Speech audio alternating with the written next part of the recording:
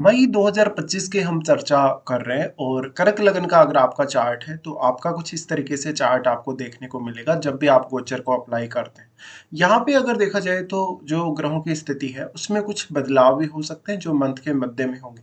यहाँ सबसे पहले हम देख लेते हैं ग्रहों की गोचरीय स्थिति को, इसके बाद देखेंगे वास्तव में जो आपको आपका चार्ट नजर आ रहा है इस हिसाब से आपको क्या क्या रिजल्ट मिल सकते हैं। अगर गोचर की स्थितियों में बात करें तो सबसे पहले हम सूर्य को देखते हैं। सूर्य 15 मई तक मेष राशि में गोचर करने वाले हैं।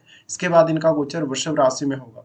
बुध का गोचर 7 मई से मेष राशि में होगा और फिर 23 मई से ये वृषभ राशि में प्रवेश कर जाएंगे। शुक्र का गोचर होगा मीन राशि में और 31 मई से ये मेष राशि में प्रवेश करेंगे। मंगल का गोचर कर्क में होगा। बृहस्पति 14 मई से मिथुन राशि में प्रवेश करेंगे और अब ये मिथुन में आ चुके हैं। 14 मई से इनका प्रवेश हो जाएगा और ये बहुत ही एक इम्पोर्टेंट गोचर है शनि के गोचर के बाद। इसी तरीके से शनि ऑलरेडी मीन राशि में आ चुके हैं तो शनि आपको मीन में देखने को मिलेंगे। चंद्रमा आपको 1 मई को मिथुन राशि में गोचर करते हुए दिखेंगे। साथ ही इस मंथ में राहु और केतु दोनों का ही गोचर बदल रहा है, जहां पर राहु 18 मई को कुंभ राशि में जा रहे हैं तो यहाँ केतु सिंह राशि में प्रवेश कर जाएंगे राहु के साथ ही। तो ये कुछ गोचरीय स्थितियां हैं दिन को देखना आपके लिए बहुत ज्यादा जरूरी हो जाता है जब भी आप मंथली गोचर की बात कर रहे होते हैं। सबसे पहले हम यहाँ लग्नेश के बारे में चर्चा करेंगे। लग्नेश आपके चंद्रमा है और चंद्रमा रहेंगे आपके 12th हाउस में।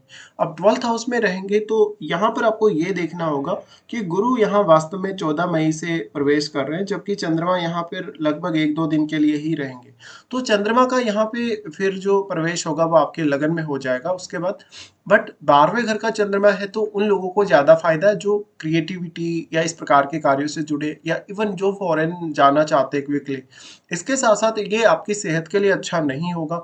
यहाँ पर आपको निर्णय लेने में थोड़ी परेशानी होगी क्योंकि ये डुअल साइन है, डुअल साइन में चंद्रमा है तो आपको हमेशा थोड़ा कंफ्यूजन रहेगा। अब आप ये देखिए कि 12th हाउस में कोई अन्य ग्रह स्थित है या नहीं। अगर कोई भी यहाँ अन्य ग्रह स्थित हुआ तो उस केस में आपको हो सकता है चंद्रमा पर उस ग्रह का प्रभाव पड़े तो आपकी मानसिक प्रवृत्ति या आपकी मानसिक स्थिति उसी तरीके की होगी जिस प्रकार का ग्रह यहाँ स्थित होगा। चंद्रमा यहाँ से फिर दृष्टि डाल रहे छठे घर पे, छठे घर पे दृष्टि डालेंगे तो ये आपके कार्यस्थल में बदलाव दे सकते हैं। अचानक कोई आप अपने रूटीन वर्क से रिलेटेड फैसला ले सकते हैं। चंद्रमा का लगन में आना कहीं ना कहीं आपका एग्रेशन बढ़ाएगा, आपकी एक्सपेक्टेशन बढ़ाएगा। बट ये आपकी पर्सनैलिटी वाइज या कहीं ना कहीं आपका दूसरों पर जो प्रभाव है उसके हिसाब से अच्छा होगा और कुछ हद तक आप अपने रिश्तों को बैलेंस में लाते हुए नजर आएंगे। चंद्रमा लगन में आएंगे तो इमोशनल काफी रहेंगे आप। इस वजह से अपने इमोशंस पे आपको कंट्रोल करना होगा, आपको थोड़ा एग्रेशन रहेगा। मंगल साथ में है तो कोई भी ऐसा डिसीजन लेने से बचे जहां पर आप काफी क्विकली फैसला लेने के लिए सोच रहे हैं और बिना सोचे समझे ही कभी कभी आप यहाँ डिसीजन ले लेते हैं। उसके बाद चंद्रमा का यहाँ गोचर होगा आपके सेकंड हाउस में। सेकंड हाउस में गोचर होगा तो ये केतु के साथ रहेंगे। हालांकि केतु के साथ इनका युति नहीं हो पाएगा क्योंकि चंद्रमा अभी कुछ ही समय में प्रवेश कर जाएंगे जबकि केतु बाद में यहाँ गोचर कर रहे हैं। तो एक्चुअल में अगर देखा जाए तो केतु लेकिन बहुत ज्यादा निकट होंगे आपके सेकेंड हाउस के, बट वास्तव में यहाँ चंद्रमा काफी फास्ट मूविंग है तो आगे निकल जाएंगे। इस वजह से थोड़ा सा फैमिली को लेके कुछ एक्सपेक्टेशन में कमी रह सकती है। कुछ आर्थिक रूप से आपको देखना है, अगर आर्थिक रूप से कोई बड़ा फैसला लेना है, फैमिली के साथ किसी भी प्रकार का आपका कोई कन्वर्सेशन है जिसको लेके आपको कोई प्रॉब्लम हो तो इन मामलों में थोड़ा सा सावधानी रखनी। साथ ही साथ आपको लॉटरी सट्टा की तरफ आकर्षित नहीं होना। कोई भी अनएक्सपेक्टेड रिजल्ट यहाँ आपको नहीं देखना। उसके बाद चंद्रमा जाएंगे थर्ड हाउस में। थर्ड हाउस का चंद्रमा आपके लिए काफी अच्छा रहेगा। यहाँ पर चंद्रमा रहेंगे तो ये आपके लिए ट्रेवलिंग का अच्छा मौका बन सकता है। कहीं आपको लंबी दूरी की यात्रा और छोटी दूरी की यात्रा में काफी सहायता मिल सकती है। साथ ही साथ आपका कम्युनिकेशन बेटर होगा, आपके थोड़े जो हार्डवर्क है वो बढ़ जाएगी। उसके बाद हम देखते हैं सूर्य को। सूर्य यहाँ सेकंड लॉर्ड है। सेकंड लॉर्ड होने के साथ साथ शुरुआत में आपके सूर्य गोचर कर रहे हैं मेष राशि में ही। मेष राशि में गोचर कर रहे हैं तो ये मंथ कैरियर के हिसाब से बहुत बेटर होगा। अगर आप कोई बहुत हाई लेवल का एग्जाम देने जा रहे हैं या हायर एजुकेशन के लिए आप देख रहे हैं कहीं ना कहीं अपना आगे बढ़ते हुए, कहीं ना कहीं आप कुछ बहुत अनएक्सपेक्टेड सोच रहे हैं अपने कैरियर के बारे में, तो इस समय आप बढ़िया प्लान कर सकते हैं। यहाँ हालांकि बुध और सूर्य का जो साथ है वो कुछ ही दिन के लिए रहेगा, लगभग 7-8 दिन के लिए, लेकिन फिर भी आपके लिए काफी अच्छा होगा। सूर्य आपके सेकंड लॉर्ड होने की वजह से यहाँ नेम फेम में तो वृद्धि करेंगे ही। आपको बहुत अच्छी कहीं ना कहीं ऐसी रेपुटेशन सूर्य दिला सकते हैं जिसकी आपको अपेक्षा भी नहीं थी। सूर्य यहाँ है तो ये प्रमोशन वगैरह का समय हो सकता है आपके लिए और इवन कैरियर को लेकर कुछ बेटर फैसले आप यहाँ कर पाएंगे।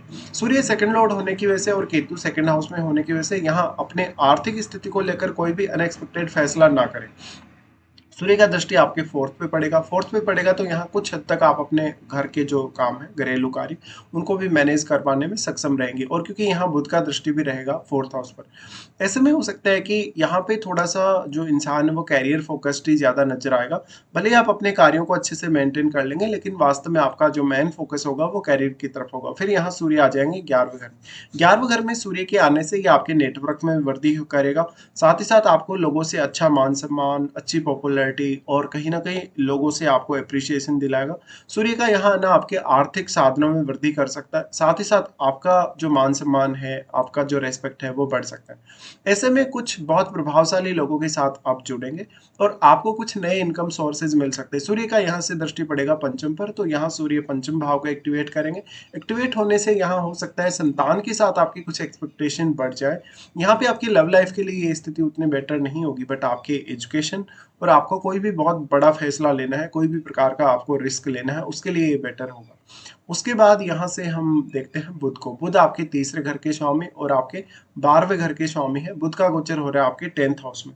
10th हाउस में बुध का गोचर लगभग 7 मई से स्टार्ट होगा और 23 मई तक यहाँ ये रहेंगे।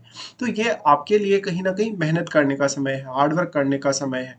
अगर आपका फॉरेन से कोई भी कनेक्शन है, भले ही आप फॉरेन में सेटल्ड हैं या फॉरेन जाना चाहते हैं, तो ये समय बहुत बेटर होगा।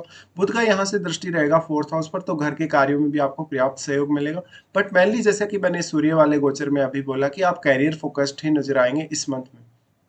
फिर उसके बाद यहाँ से बुध अपना राशि परिवर्तन कर रहे हैं और बुध जा रहे हैं लगभग 23 मई से वृषभ में। वृषभ में बुध जाएंगे तो ये कहीं ना कहीं आपके लिए कुछ नए इनकम सोर्सेज ला सकता है और नेटवर्क में विस्तार कर सकता है। इसके बाद हम देखते हैं शुक्र को। शुक्र आपके फोर्थ लॉर्ड है और 11th लॉर्ड भी है। शुक्र का फोर्थ लॉर्ड होना काफी इंटरेस्टिंग है, क्योंकि शुक्र इस समय उच्च की स्थिति में रहेंगे 9वें भाव में। तो ये कोई भी अपने घर से दूर लंबी यात्रा करने के लिए, अपने हायर स्टडीज के लिए देखने के लिए अच्छा समय होगा। साथ ही साथ यहाँ 11वें घर के स्वामी है शुक्र। 11वें घर के स्वामी होने की वजह से कहीं ना कहीं आपका कोई भी अदर कल्चर वाले लोगों से या अदर रिलीजन वाले लोगों से कनेक्शन है, तो वो आपके लिए फेवर करेगा। शुक्र यहाँ से फिर दृष्टि डाल रहे हैं तीसरे घर पे। तीसरे घर पे यहाँ आपका कम्युनिकेशन बेटर होगा, साथ ही साथ आपको हार्डवर्क करने का मौका मिलेगा। यहाँ अब आपकी क्रिएटिविटी, आपका इमेजिनेशन और आपका मेनली जो कहीं ना कहीं आपका टैलेंट है, उस पर आपको ज़्यादा ध्यान देना चाहिए। यहाँ शुक्र उच्च के होकर दृष्टि डाल रहे हैं तो आपको काफ़ी फायदा ही देंगे। इवन आपके पड़ोसी रिश्तेदारों से या भाई बहनों से भी आपको काफ़ी सपोर्ट दिलाएंगे। लेकिन यहाँ शनि के साथ है शुक्र। शनि के साथ होने की वजह से कहीं ना कहीं थोड़ा सा रेस्ट्रिक्शन आपको रखना होगा, थोड़ा सा अनुशासन आपको फॉलो करना होगा। एकदम ऐसा नहीं कि आप एकदम स्वच्छंद होंगे। ऐसे में आपका हो सकता है थोड़ा सा हार्डवर्क बढ़ जाएगा, क्योंकि अगर शनि आपके यहाँ चार्ट में अगर रेट्रोग्रेड नहीं है आपके जन्म के शनि, तो कहीं ना कहीं आपका मेहनत यहाँ बढ़ने ही वाला है। और यहाँ शुक्र से रिलेटेड कार्यों में भी आपको थोड़ा सा ज्यादा हार्डवर्क करना पड़ेगा। ये लेकिन शुक्र और शनि का जो कंजक्शन है, ये वैवाहिक जीवन में काफी ज्यादा जिम्मेदारी को दिखाता है, रिलेशनशिप में काफी जिम्मेदारी को दिखाता है। साथ ही साथ आपका पार्टनर से जो एक्सपेक्टेशन है वो पूरा नहीं होगा। फिर यहाँ अगर देखा जाएगा शुक्र को, तो शुक्र बाद में लगभग मंथ एंड में मेष राशि में प्रवेश कर जाएंगे, जो आपके कैरियर के लिए बहुत बेटर होगा। इसके बाद हम देखते हैं मंगल को। मंगल आपके 5th लॉर्ड है। 5th लॉर्ड होने के साथ साथ वो 10th लॉर्ड है। तो मंगल का गोचर अब लगन में हो रहा है और मंगल यहाँ नीच की स्थिति में आ गए हैं।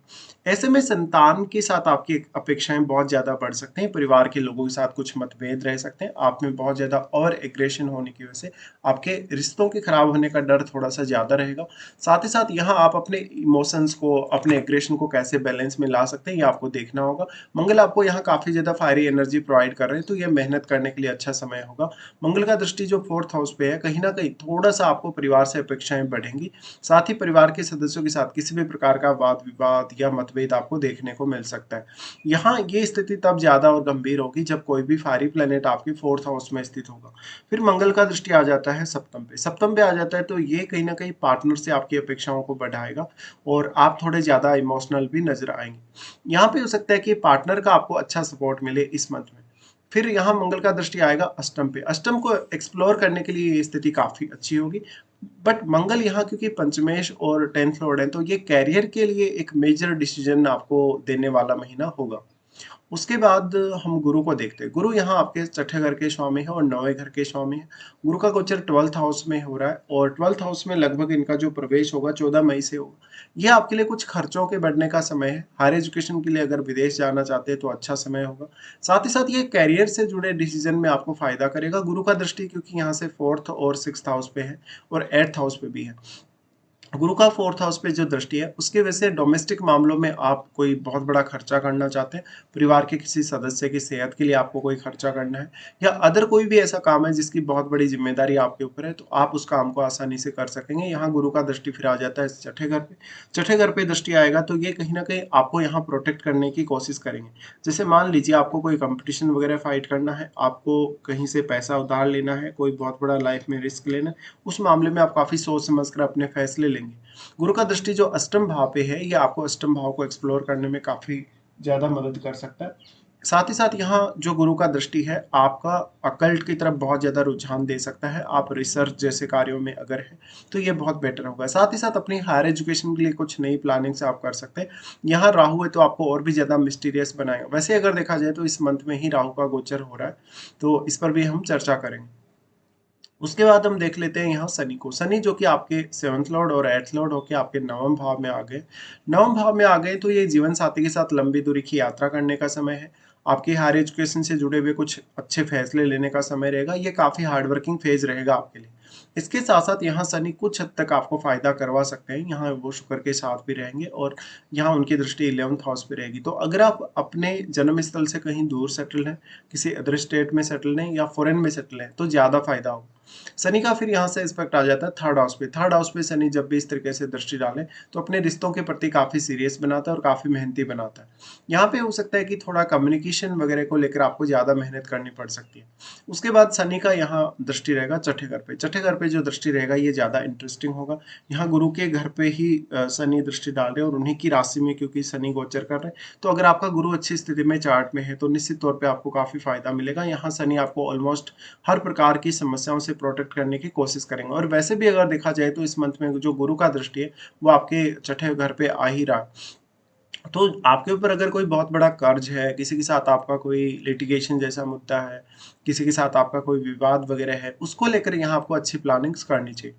उसके बाद हम यहाँ से आगे बढ़ जाते हैं, राहु केतु के बारे में बात कर लेते हैं। राहु का गोचर इसी मंथ में बदलेगा और राहु आ रहे हैं 18 मई से कुंभ में। कुंभ का राहु थोड़ा सा आपको मिस्टीरियस ज्यादा बनाएगा, ज्यादा सोचने समझने के लिए प्रेरित करेगा, रिसर्च करने वालों के लिए बहुत अच्छा होगा। लेकिन ये मैरिड लाइफ में थोड़ा सा सेक्रेसी लाएगा, प्राइवेसी लाएगा कहीं ना कहीं। तो आपका यहाँ अगर कोई शुक्र जैसा प्लेनेट स्थित है तो आपको ऐसा राहु अफेयर की तरफ ले जा सकता है या पार्टनर के साथ थोड़ा डिससेटिस्फेक्शन दे सकता है। ऐसा राहु आपके अर्निंग सोर्सेज में वृद्धि करेगा, साथ ही साथ आपको पैसे को मैनेज करने को लेकर भी। लेकिन क्योंकि केतु 2nd हाउस में होंगे तो पैसे की कमी हमेशा आपको फील होगी। राहु का अष्टम भाव में ट्रांजिट होने का मतलब है आपके मन को ऐसा राहु बहुत ज्यादा मिस्टीरियस बनाएगा और गहराई भी देगा।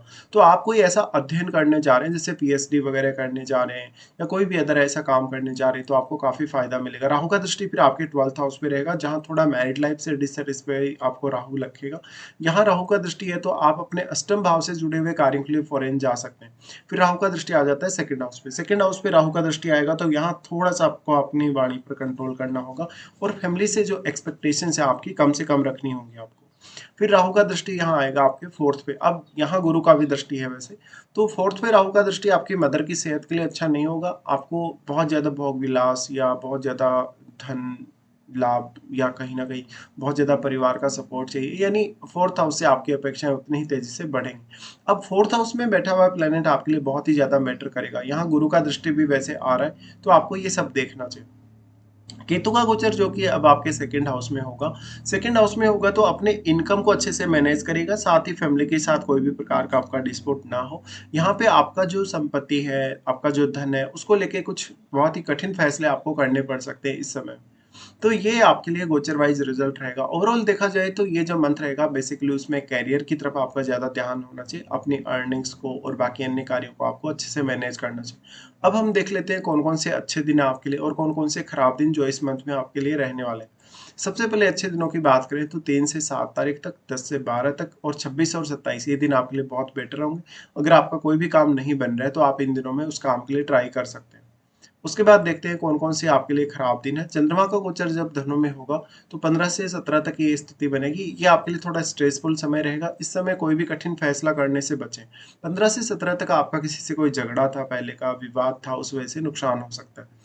चंद्रमा का गोचर जब कुंभ में होगा 20 और 21 को, ये आपके लिए एंग्जायटी उत्पन्न करेगा, मन में थोड़ा भय उत्पन्न करेगा और ऑलरेडी क्योंकि एक्वेरियस में राहु रहेंगे, उस वजह से चंद्रमा पर काफ़ी स्ट्रांगली प्रभाव पड़ेगा। तो ये कोई डीप रिसर्च वगैरह करने के लिए अच्छा है, बट स्ट्रेस और एंग्जायटी के भी उतने ही ज़्यादा चांसेस रहेंगे। चंद्रमा का गोचर जब आपके 12th हाउस में होगा, ये स्थिति लगभग 4 दिन तक बनेगी, जहाँ पर 1 तारीख, 2 तारीख और 28 और 29 तारीख को बनेगी। ये समय आपके लिए कोई भी बहुत बड़ा फैसला लेने के लिए सही समय नहीं होगा, यहाँ कॉन्फिडेंस में कमी रहेगी और आप ओवरथिंकिंग करेंगे। तो ये कुछ प्रॉब्लम्स वाले दिन हैं जो आपको थोड़ा परेशान कर सकते हैं। फिलहाल हम पूरा यहाँ डिस्कशन कर चुके हैं। वीडियो देखने के लिए धन्यवाद।